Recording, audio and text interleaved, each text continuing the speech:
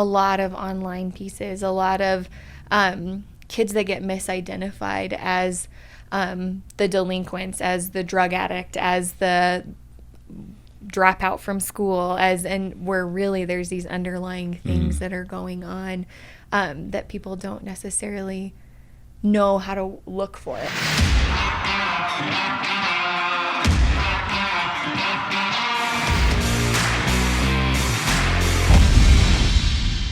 Hey everybody, welcome back to The Pursuit. Jeff Hutchin here with John Sporov, and welcome back for another episode. And we've got a guest in studio today, as you can tell. We're excited to get to this topic and introduce you to Jillian. But before we do that, let's talk a little bit about our presenting sponsor. Today's episode is being brought to you by Trinity Real Estate. Those guys are amazing. If you are especially up North Denver area, these guys are phenomenal, and they can take great care of you. And we like to say they do all things real estate. Everything. Residential, commercial, HOA management. Somebody's got to do that, That's right? Exactly. And they do it well. I don't know why anybody would want to do that. Yeah, but they do it well. They do it well. And investment properties. Investment properties. They got it all. And, hey, if you're going to make that big decision, that real estate decision, you need to make sure you grab a team that you can trust, that you can believe in. There's also like-minded. This is a faith-based organization. So call the guys at trinityrealestateco.com. That's where you can find them on the web. Eric Frisky and his family-owned business up there will take incredible care of you.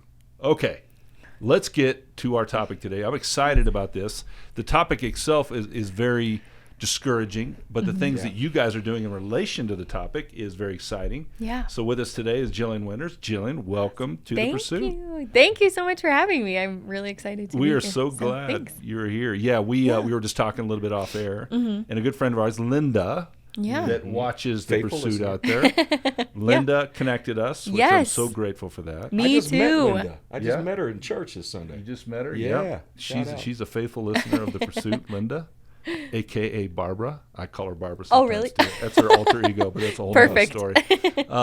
But we're glad you're here. Thank you. She is with Sarah's Home. And Sarah's Home is an incredible organization, and we're dying to hear about it. So talk a little bit first, how you got there, how you found this, how long you've been there, and then kind of we'll start to talk about what Sarah's Home does. Yeah, absolutely. So Sarah's Home, just so we know topic-wise, we are a home for survivors of sex trafficking, for teenage survivors of sex trafficking. So I actually first heard about sex trafficking when I was in college, and it tore me apart the first time I heard about it, and just really felt like maybe this is something God was calling me to, but it was just door after door that was closed. At the time I was in school for nursing. So I finished out my nursing degree and worked in a hospital for several years, and then started working in public health, doing home visits with low-income first-time moms. And as I was doing that, just saw more and more, I mostly worked with teen moms, and just that nobody talked to them about relationships. Nobody talked to them about what healthy is. So often they were stuck in these cycles of unhealthy relationship after unhealthy relationship. And so kind of in that whole process, I also met my husband during that time, who at the time was an attorney, and had decided he wanted to be a police officer. But the reason he had gone to law school was because he wanted to do anti-trafficking work as well. And so together we started just looking for places that were already doing the work, and we stumbled upon Sarah's Home. And so I contacted them, and just to see if there was anything we could do to help. And at the time they needed someone to come in. We have an accredited school on campus, and they needed someone to come in and teach the health, like the sex ed classes with the girls, which nobody really wanted to do. It kind of scared all of them. But it was something right up my alley that I was comfortable doing, and know the importance of having those conversations of talking about what is healthy, because a lot of times if they've never seen or heard healthy, they don't know what it is or what it looks like. So I started volunteering with them in 2017, teaching at the school. So I would go down twice a month and teach at the school, and it has since morphed into me being able to work with them doing the community outreach. That's wonderful. Yeah. I got to say, I wish that you were unemployed with regard to this, because I wish this problem didn't exist, right? I agree. And you are the community outreach coordinator, right? Yes. As one of the hats that you wear. Yes. I think about, so my wife is a nurse as well, and I kind of first got exposed to this she's a sexual assault nurse examiner, a SANE nurse, you probably know. Yes. And Hutch, it's amazing how this is something that's under the covers, not really talked about quite a lot, but it is very, very prominent out there, isn't it? I mean, it is under the radar in some respects. So Yes. this is sort of an in-home treatment center. Yeah. How many girls do you have at any given time? Yeah, great question. So we are a residential facility, so our girls come and stay with us ideally for 17 to 18 months. That looks different depending on the age they come to us. We can take girls ages 12 up to the age of 18, but just because of licensure, once they turn 18, they can't stay with us any longer. So sometimes just depending on what age they come to us, depends on how long. But ideally, we'd like them to be there 17 to 18 months. So we're licensed for 8 girls. Yeah, so As I was looking at some of the services you guys provide, it's a wide spectrum. yeah, So you guys are educating these young ladies. You mentioned the Aspire Academy, which is your school there, Yeah. which is incredible. You guys then, of course, are providing therapy of all sorts, restoration and healing through this Yes. process. And another one that I saw in there that I was really interested in, and I'd love for you to talk more about, is the reintegration program. So trying to, as you said, you can keep these young ladies until they're 18. That's got to be a sad moment. Oh, yeah. When they graduate from the program. It's kind Yeah. of happy sad, right? Yeah, It's yeah, happy that, absolutely. I'm sure they've experienced some Yeah. really cool healing and transformation. But then you guys are kind of pushing them out of the nest. Talk about that reintegration program that you guys have. Yeah, yeah. We always say, I wish that there was a way to record them from day one to when they get to us to when they leave us. Because it is amazing to see the change in them and to know that there is only one reason it happens, and that is through Christ, that they are able to, that we see the change, because it's the life that they have lived is horrific. And so to know that there is hope for them and that their story isn't done. And that's what I love about Sarah's Home. And I love getting to experience and see those girls from day one to when they leave us. And so, yeah, there is a lot of work. They're still 18. They're still babies. Some of them are younger when they leave us too. So they're still teenagers, and they still have things that they're having to figure out about life. And so kind of each case can be different as far as where our girls are going back to. Some of them have very supportive families that they're able to go back to. Some of them don't. And so then we kind of work closely with the family or with our girls in the situation to help them find housing, to help them figure out what they're going to do. So, and then part of the schooling part, we do a lot of life skills. So one of the things that we have a church that actually partners with us. The girls get to go harvest at their aquaponics garden. So they get to go, and it's neat to see because they get to watch their progress of all of these things growing, and the women that do it with them. I just have these amazing spiritual lessons that go along with them, watching these little seeds go to these big plants, and then they're able to help sell these at their market that they do. And so then the church pays our girls with this, and then we get to teach them budgeting with that. So we teach them like their saving, their tithing. They learn all of those pieces, and then when they leave Sarah's Home, we're able to give them that money that they've been saving for their time there. And so we're able to do things like that we're able to kind of integrate into our everyday kind of program that are giving them those life skills as they go. We actually have a college that recently just partnered with us that wants to give our girls 4-year scholarship. So we have our first one getting to start. I know. It's been amazing to see the support that God continues to bring. Yeah. So our first one is starting school there in the fall. She graduated from Aspire Academy in Sarah's Home in March, and she'll start there in the fall. So that's wonderful. Yeah. Can we're you share so with us who the institution is? excited. The university? If I can remember the name, it's in South Dakota.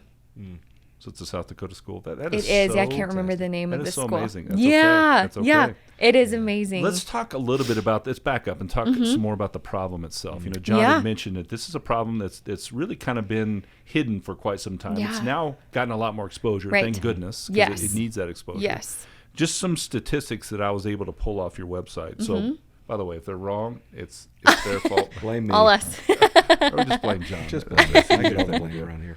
So just some statistics, because you're right. We were talking about this offline. You were saying these statistics are hard to really nail down because so many are unreported, right? Yes. But just from the things that we know, in the United States, about 300,000 plus children get exploited every year right here in the United States of America. Here's the one that's the most shocking to me.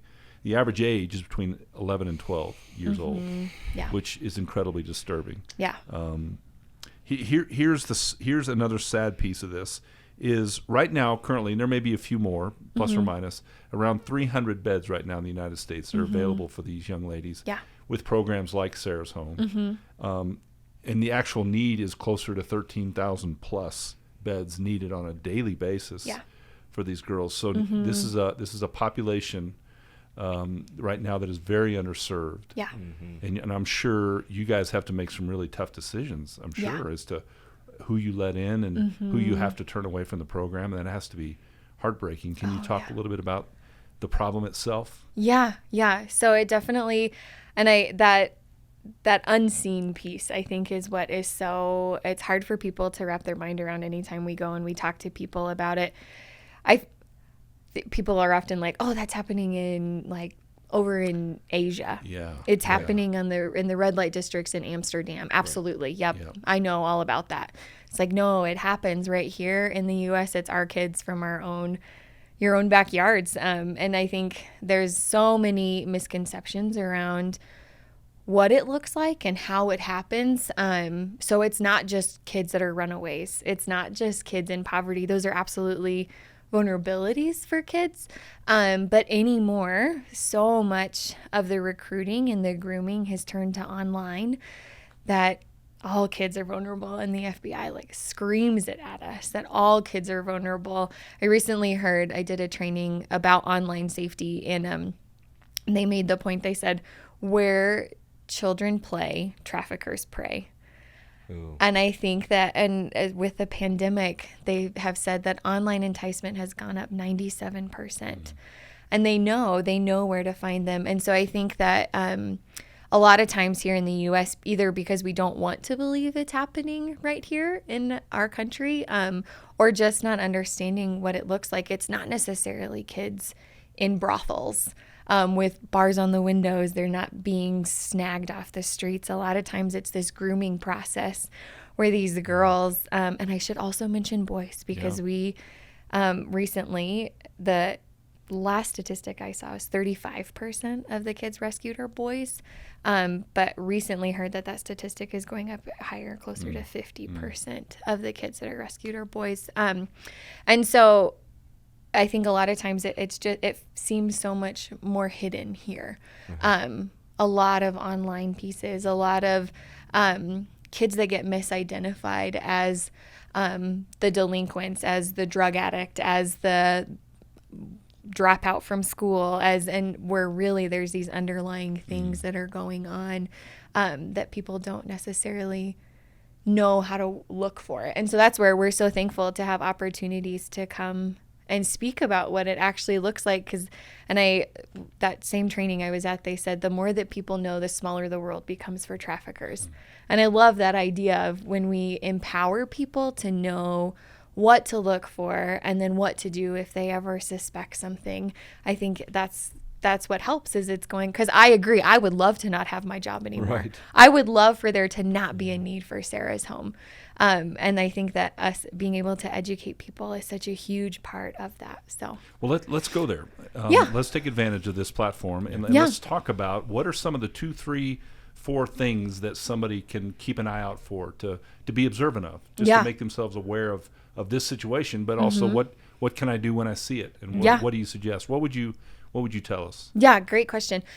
So I would say one of the biggest things is a much older boyfriend person in their life is a huge one. Typically, they're not going to be another 16-year-old, another 15-year-old. They can be, but they are usually much older. Huge changes in their behavior. So if all of a sudden they're not going to school, all of a sudden their grades are slipping, all of a sudden you start seeing weird marking, like tattoos. A lot of times pimps will brand their girls, so it might be a name on them somewhere. It might be something more crude. It could even be something that says my ATM, things or barcodes, things like that. So any markings like that. a lot of times, or if like blackmail is being used against kids with the online presence anymore, a lot of times they'll use images or videos to blackmail kids a lot. So just some of those really big like behavioral changes, and a lot of times it will be associated with a much older boyfriend, someone that has kind of come along and really starts to separate them from the life and people that they had before, because they usually will prey on those vulnerabilities of youth, knowing that they're looking to be loved, accepted, cherished, and so those traffickers they provide those things for them. So what do you tell parents and caretakers, teachers or coaches that are in the life of these young people that see these behaviors start to emerge? What's the approach? How do you go there? Because you're right, you mentioned blackmail, and that's a big deal. These perpetrators will scare the dickens out of these kids to say, if you say anything to anybody, I'll send these images of you all over the internet, or I will kill your parents, or whatever the threats might be. So what steps do you recommend they take? Because your husband, you mentioned, is a police officer, and so you guys are kind of, I'm sure, working hand in hand in this. It's just really cool. Yeah, absolutely. Talk about that. Yeah, so I always say the biggest thing is that you don't have to have the answer. You don't need to know for certain, because I think a lot of times where people hesitate, and I always use myself as an example. I was out one time, and when I was working as a nurse, and this car pulled up to Starbucks. I was waiting for a client. This car pulled up to this Starbucks, and it was this older gentleman that got out, and he opened the back of this car. It was a weird car. I'd never seen one like it before, but he opened like a hatchback, and these two young girls got out of the back of like the hatchback. There was a side door. It was like a 2-door and then the hatchback, but these girls got out, and I sat there and I tried to explain it away in my head. I was like, well, they didn't seem uncomfortable. Maybe it's their uncle. Maybe that was the only way to get out of the car. Maybe the other doors are broken. I don't know. And I explained it away, but in my gut, I knew it didn't feel right. But I tried so hard to explain it away that I didn't make the phone call. I didn't call. And so it's not our jobs to know the answer. It's our job to step in when we see something. And so I don't have my phone with me, but you can look up the numbers and it's on our website too. There's both a national number and a Colorado number that you can call if you ever do suspect something. They're the trafficking hotline numbers. And so, you know what, we'll just put those up on the bottom Perfect. of this episode now as you're talking. So perfect. You can call those numbers. So it's basically a hotline that you can call and say, hey, I've seen this suspicious activity. This is where it was. They'll take your information and then you're out. Is it a anonymous kind of thing? Or is it? You can be anonymous. Okay. It can also be something. I know one of our head of school at Sarah's home has had to call before. And you can get like a case number associated with it. And then you can always follow up too if you're curious kind of where it's led. And my biggest thing with it is you never know which link in the chain you're going to be. So like in my case, I didn't know. Like I would have had a license plate number. Maybe that's a car that they've been looking for. Sure. I don't know that. And so knowing that you can be a missing link in this chain, it's their job to decide from there what to do with that information. Great point. It's not yours to have to figure that out. So what about, I could see that being totally appropriate when it's somebody that you may not know. Like you just said, my radar detector went off, and I think there's something fishy there, right? But I would imagine often there may be this may be somebody in the neighborhood that me as a parent might know that's such and such's daughter, right? Yeah.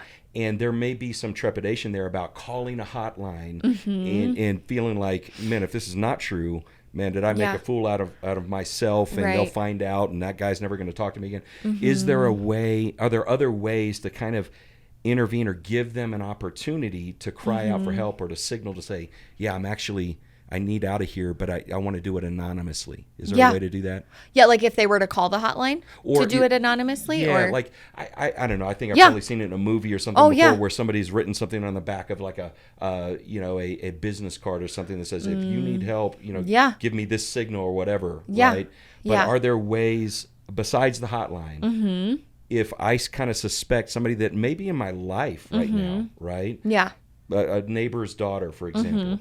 Yeah. To kind of see these warning signs, and is there a different way of kind of approaching that? Yeah, great question. So one thing I will say is that depending on the relationship and how well you know them, it can actually be really dangerous to interact with that girl or boy directly. Part of that being you don't know who's watching. So to go up to someone, and this is what they'll tell you in almost any training, is that if you're out somewhere and you suspect something, and I'll get to the, like, if you know them, but just because it can be not necessarily just dangerous for you because you don't know who's watching, but you don't know if that girl's pimp is watching. Right. They go home that night and he says, "Who is that you were talking to? What was he trying to say to you?" And you don't know what repercussions that girl will face because you went up to them. So just knowing that that's where the hotline, where we do say call the hotline instead of intervening directly. If it's someone that you have a relationship with, which then would look different, right? Because wouldn't it be weird for you to go up and maybe be talking to them? When it comes to kids, it might be something good to talk to the parents, even like mentioning to them resources. And even in their case, calling the hotline, the hotlines do a lot with even like victim services. So maybe a parent maybe knows what's maybe is going on, but they don't know what to do next, or they're at a loss too. A lot of times we work really closely with the families of our girls at Sarah's home, and they so often, I mean, it's been an awful ride for them too to watch this. And so just being able to get services for them too, and being able to kind of help them to know. And there are numbers that victims can text. If you look on the National Center for Missing and Exploited Children, if I get it all in there, they have lines that people can text. So even like a survivor themselves, like maybe they need help and they're trying, so that you can, even if you get them the number, maybe they're at a point where they want to ask for help, you can give them that. Did that answer? It did. That okay. Let's shift gears as we kind of wrap up here today and talk a little bit about how that person out there that's watching says, you know what, I want to help. I want to get involved in this thing. And there's clearly, I went online and looked, and there's some incredible giving options out there, as a matter of fact. One thing that maybe you haven't thought of, they're gift cards. They need gift cards. These young ladies need gift cards to buy makeup and to buy clothing and all the kind of things that young ladies buy. Even experiences for our girls to get to go and do things is really fun. So even if it's like to go to the zoo, some of them have never gotten to do things like that. Or we've had people give tickets for the girls to go see shows up here in Denver. So anything like that. Fantastic. If you're a business owner out there, they have sponsorship opportunities. You can come alongside Sarah's Home and provide sponsorships and scholarships and all kinds of things I'm sure that they have available. In-kind donations, they have a huge list on their website, which, by the way, is sarahshome.us. If you go there, they have a long list of in-kind donations, from toiletries to fun stuff like Wii games and all kinds of things, right, that the girls like to do. So there's a lot of different ways you can give. Are there volunteer opportunities available? And if so, what does that look like? We rely on our volunteers. We are so thankful for our volunteers. It's amazing the people God puts around these girls. We actually have one. She used to be a professional trick rider, and she does equine therapy with our girls. So our girls get to go out and learn how to trick ride and things. But we have lots of different. I did back in the day. Yeah, used to be a trick rider. That's a different show. Sorry, I had to throw that in. I love it. So we use volunteers for all different sorts of things. So there is a spot on our website where if someone's interested in volunteering, to contact our director of operations, who coordinates all of that, because our needs are constantly changing. So she's the one that kind of can help. And we have different levels, some that don't necessarily do much with the girls directly, and others that are with our girls all the time. So there's kind of a range of what those volunteer opportunities can look like. So, it's amazing. I was just reading in Scripture this morning, and we'll close with this, in Isaiah 49:9. And as I was preparing for our conversation today, the Lord reminded me of the Scripture, because I really think this is something you guys are doing, which is incredible. And this is what it says. It says, "In the time of my favor, I will answer you, and in the day of salvation, I will help you. I will keep you, and I will make you to be a covenant for the people, to restore the land, and to reassign its desolate inheritances." So these girls have been given desolate inheritances. And this is what he says. "To say to the captives," this is what you guys are doing at Sarah's Home, "to say to the captives, come out, and to say to those in darkness, be free." And you guys are giving these young ladies another chance at life as they begin to understand their true identity in Christ. And they begin to see that I am worth something, right? My life isn't over. I am worth something. I have value. And I have a Father in heaven that loves me. Despite what this world has handed them. Right. I've got a Father in heaven that loves me and has incredible plans, and you guys are the launching pad for that. So I applaud you. Oh, Thank you man. for Yeah. committing your life to doing this. This is a wonderful calling. Stick to it. You're Thank making a huge you. difference, one girl at a time. Yeah, it's a It's really blessing neat. to get to do it, and that gave me goosebumps. Oh man, yeah, It's awesome. blessing. So We're going to close today's episode a little bit differently.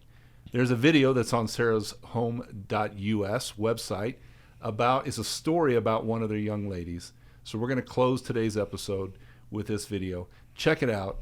You're going to fall in love with this. Incredible, incredible stuff. Thank you, Jillian. Yeah. And thank you for joining us on The Pursuit. Watch this video. I felt alone, empty, and worthless. From an early age, I was verbally and sexually abused in my home. My father raped me for years, always telling me that sex is the way that all people show love. Even though I tried to tell others, desperately trying to find a friend or relative to take me in, no one believed me because I was only 10 years old. I felt so hopeless in my own home that it felt the only option was sleeping in the streets. Soon, I was selling my body for money, drugs, or even just to take a shower. For years, I was horribly abused by pimps and users. To this day, I'm haunted by nightmares of what happened. If I had any self-value before, it had been stripped away now.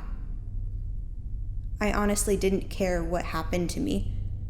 I would tell myself that even if I died, nobody would care. That no one would ever love me. But from the moment I stepped into Sarah's home, I felt something different. I felt a sense of belonging, of comfort. For the first time in my life, I felt like I had a home. You see, one of the best parts of love is the idea of forgiveness. Forgiveness is a sign of strength, of courage, and of dignity. One thing I know for sure is that healing doesn't come easy. It's a slow process, and I'm still working on it. The family that I found at Sarah's home is one of continuous support, and I've begun to understand that there's a God who loves me in a new and better way. Because of this home, I feel supported. Because of this home, I feel valued. And for the first time in my life, I have hope. This home means so much to me. It was the single point, the moment in my life that changed my direction forever. And not only do I know that Jesus loves me, but I believe that I belong to his family, and there's no greater feeling. I belong. I'm valued, and I am loved.